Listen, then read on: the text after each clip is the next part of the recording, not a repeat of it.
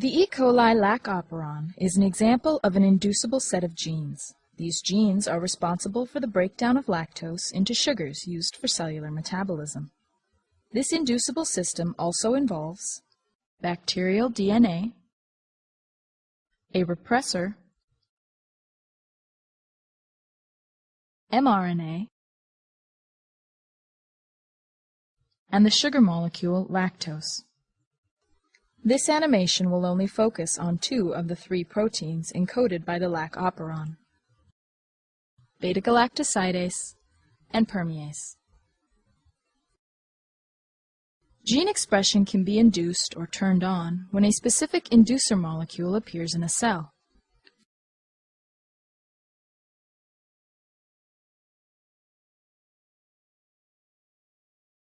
For inducible systems, a repressor molecule prevents gene expression by binding to the upstream controlling region. Lactose is the lac operon inducer molecule. After first appearing in the cellular environment, lactose passively enters the E. coli cell and binds to the repressor molecule. This binding releases the repressor from the controlling region. At this point, RNA polymerase can begin transcription of the operon. Here we show two of the three lac operon genes being transcribed into mRNA. Ribosomes then bind to the mRNA, and the two proteins are translated.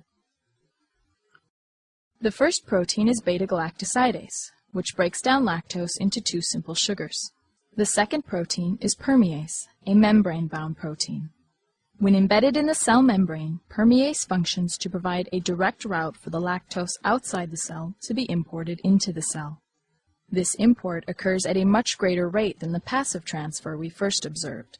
Because translation continues inside the cell, other permease proteins become embedded in the membrane. This further increases the rate at which lactose enters the cell. Beta-galactosidase breaks the cellular lactose into the simple sugars glucose and galactose. Once its concentration is greatly reduced, the lactose bound to the repressor are released. At this point, the repressor again binds to the controlling region and gene expression is halted.